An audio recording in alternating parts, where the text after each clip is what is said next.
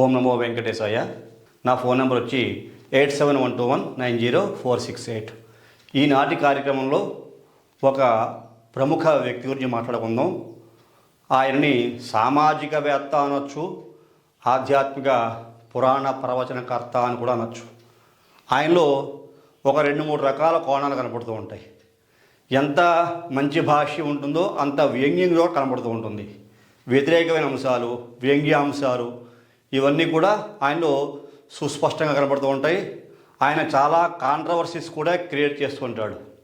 ఇబ్బందికరమైనటువంటి పరిస్థితులు కూడా ఆయన మాటల వల్ల ఎదురవుతూ ఉంటాయి. ఆయన కూడా కొన్ని సమస్యలు ఫేస్ చేయక తప్పలేదు. ఆయన జ్యోతిష్ శాస్త్రాన్ని నమ్మద్దు, జ్యోతిషం అంతా అబద్ధం, ఏ శాస్త్రాన్ని నమ్మద్దు, ఓం నమ శివ అనుకోండి, లేకపోతే ఓం నమో నారాయణాయ అనుకోండి, వెంకటేశ్వరం కలవండి అనే రకరకాల ప్రవచనాలు, ఉపమానాలు కూడా చెప్తూ ఉంటాడు ఆయన. అందులోనూ ఆయన అవధాని కూడా. అందరికీ ఈ పాటికి మీకు అర్థమయ్యే ఉంటుంది. ఎవరో కాదు, ఆయనే గరికపాటి నరసింహారావు గారు. ఆయన పేరుని న్యూమరాలజీ ప్రకారంగా ఎలా ఉంది, ఆయన ఎందుకు అట్లా ప్రవర్తిస్తున్నాడు, అలా ప్రవర్తించడానికి ఆయన డేట్ ఆఫ్ బర్త్లో ఉండేటువంటి ఎనర్జీ లెవెల్స్ ఎలా ఉన్నాయి, ఆయన పేరులో ఉండే వైబ్రేషన్స్ ఎలా ఉన్నాయి, ఎందుకు ఆయన యొక్క ప్రవర్తన ఈ రకంగా ఉంటోంది అనే విషయాలు న్యూమరాలజీ ద్వారా తెలియజేస్తాను మీకు. శ్రద్ధగా అందరూ చూస్తారనుకుంటున్నాను. కార్యక్రమాన్ని పూర్తిగా చూడండి. మధ్యలో బ్రేక్ చేసి చూస్తే కార్యక్రమం మీకు అర్థం కాదు. ముందుగా ఆయన యొక్క డేట్ ఆఫ్ బర్త్ రాస్తాను చూడండి. ఆయన పుట్టింది 14th సెప్టెంబర్ 14/9/1958 ఆయన పుట్టినటువంటి డేట్ ఆఫ్ బర్త్ చూసుకుంటే కనుక 14 అంటే మంచి సంఖ్య 5, నెల చూసుకుంటే 9, సంవత్సర సంఖ్య 10, 18, 5, 23 అంటే అగైన్ 5 అంటే 10, 23, 32, 36, 37. ఇక్కడ చూసుకుంటే 37 అంటే ఇక్కడ మనకి మళ్ళా 1 వస్తుంది. ఇలా చూసుకున్న 10, 19, ఇలా చూసుకున్నా సరే 19 అంటే 1 వస్తుంది. ఈయన ఇప్పుడు బర్త్ నెంబర్ ఎంత, డెస్టినీ నెంబర్ ఎంత అని చూసుకుంటే ఈయనకి బర్త్ నెంబరు 5, 5లో పుట్టిన కారణం చేత. డెస్టినీ నెంబర్ చూసుకుంటే 1, ఈయనకి ఏంజల్ నెంబర్ చూసుకుంటే 6 అయింది. ఇది బాగా గుర్తుపెట్టుకోండి అందరూ కూడాను. Birth number 5, destiny number 1, Angel number 6. ఈయన క్వాలిఫికేషన్ చూసుకుంటే MA, MPhil అండ్ PhD ఈయన చేసింది. MA, MPhil, PhD. ఈ డేట్ ఆఫ్ బర్త్లో చేస్తుంది. హై లెవెల్ ఎనర్జీస్ ఉన్నాయి. హై లెవెల్ ఎనర్జీస్ 5 అంటే బుధుడు, 1 అంటే రవి, 6 అంటే శుక్రుడు. ఇవన్నీ కూడా హై క్వాలిటీస్ ఉన్న ప్లానెట్స్. 9 గ్రహాలకి హై క్వాలిటీస్ ఉంటాయి. కాకపోతే ఇవి అధికమైన శక్తి కలిగిన గ్రహాలుగా చెప్పుకుంటూ ఉంటాం. అలాంటి అధికమైన శక్తి ఈ గ్రహస్థితుల్లో మనకి కనపడుతున్నది. ఇప్పుడు ఆయన పేరు రాస్తా చూడండి. చాలా పెద్ద పేరు ఉంటుంది. గరికపాటి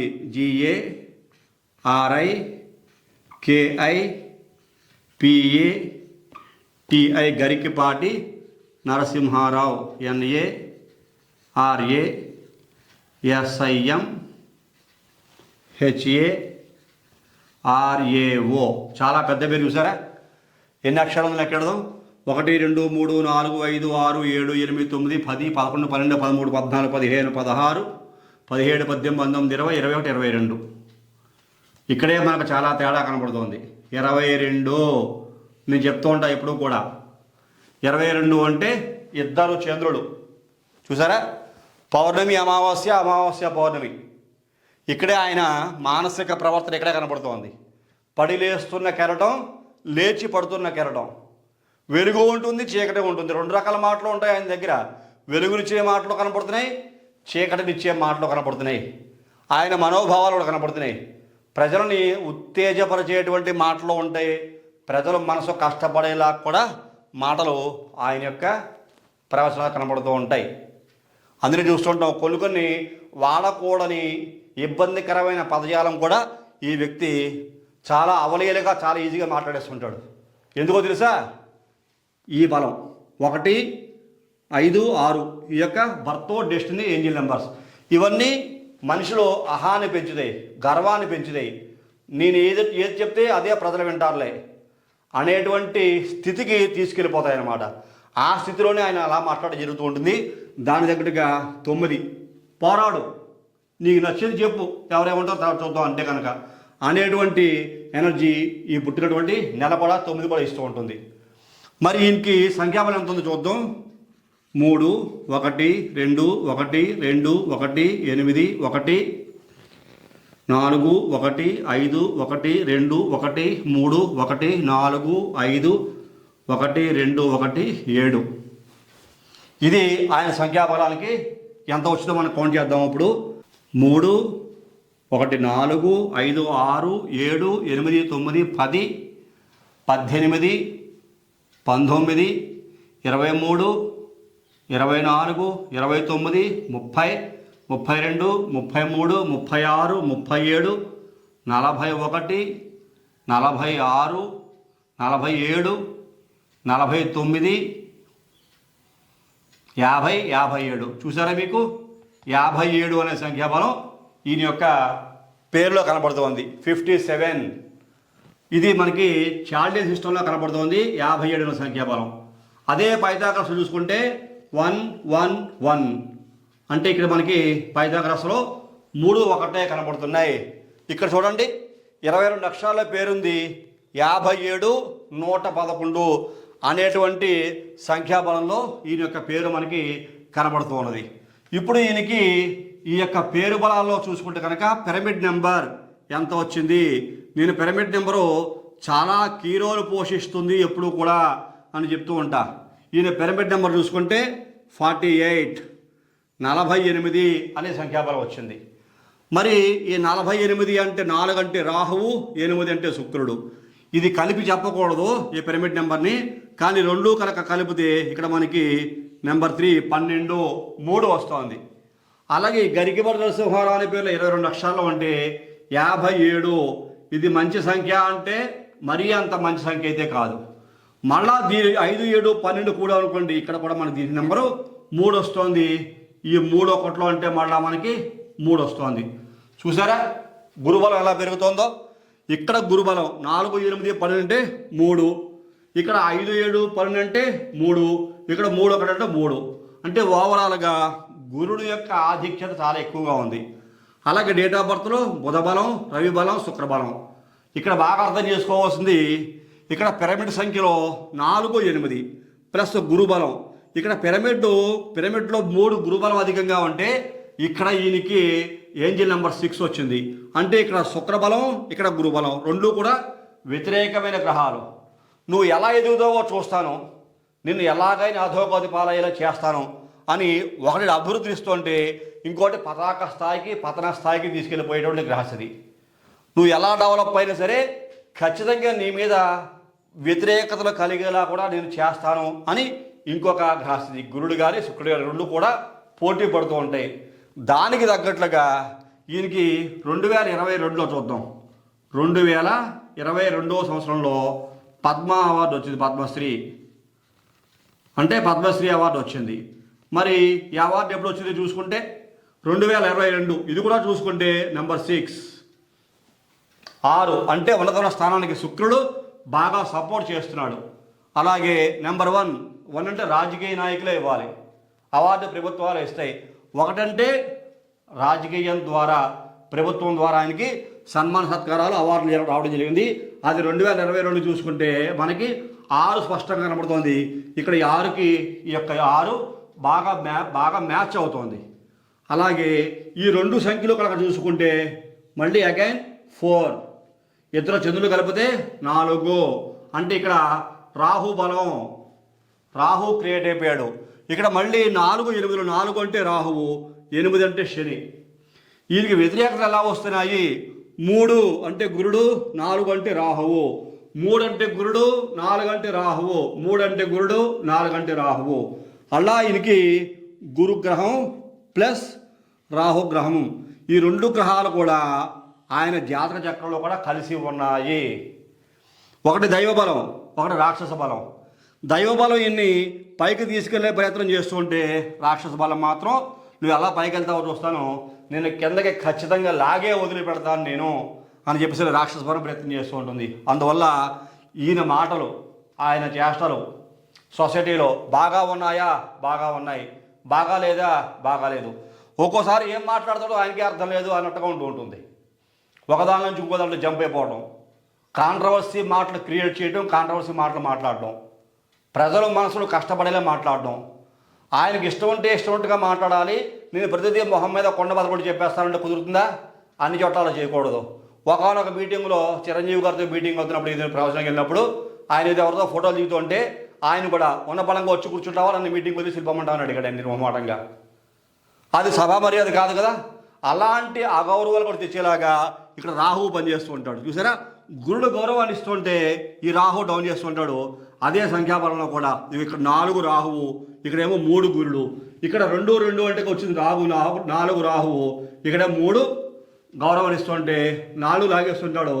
ఈ 4కి శుక్రుడు సపోర్ట్ చేస్తుంటాడు. మళ్ళా రాహువుకి శుక్రుడికి బలం బాగా పెరుగుతూ ఉంటుంది. అప్పుడు శుక్రుడు ఆనందతాండవం. ఇక్కడ ఎంత విద్య ఉన్నా సరే. మళ్ళీ ఈయన ఇంకో గ్రహస్థితి కూడా ఉంది, చూసుకుందాం.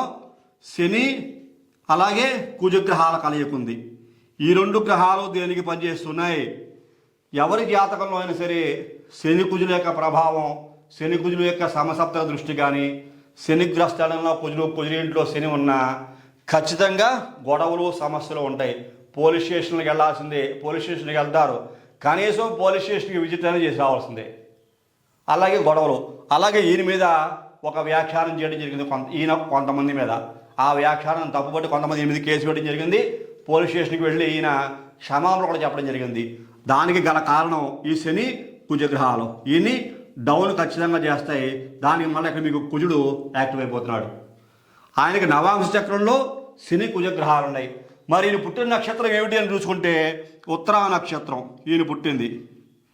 ఉత్తరా నక్షత్రం 1వ పాదంలో కనుక పుట్టి ఉంటే సింహరాశి అవుతుంది ఈయన పుట్టింది.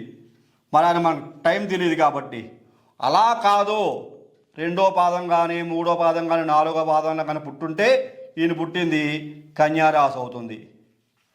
కన్యారాశిలో పుట్టుండాలి ఈయన. సింహరాశి కానీ కన్యారాశి కానీ ఈయన పుట్టి ఉండొచ్చు. అలాంటి వ్యతిరేకమైన ప్రభావాలు ఈయన చెప్తూ ఉంటాడు. జ్యోతిష్ శాస్త్రం నమ్మకండి, జ్యోతిష్యులందరూ కూడా అబద్ధం చెప్తున్నారు, జ్యోతిష్ శాస్త్రం ఖగోళ శాస్త్రమే కానీ మనిషి మీద ఎటువంటి ప్రభావం ఉండదు అని చెప్పేసి. మరి ప్రభావం కనపడుతుందా లేదు? ఇక్కడ శని కుజులు 2 గ్రహాలు కలిసి ఉంటే ఈయన 100% పోలీస్ స్టేషన్కి వెళ్ళాల్సిందే. సందర్భం ఏదైనా కావచ్చు, పోలీస్ స్టేషన్కి వెళ్ళి ఆయన ఖచ్చితంగా అపాలజీలు, ఇబ్బందులు, సమస్యలు, కేసులు ఎదుర్కోవాల్సిందే. మరి ఈయన ఎదుర్కొన్నాడు కదా. మరి జ్యోతిశాస్త్రం ఎలా అబద్ధం అవుతుంది?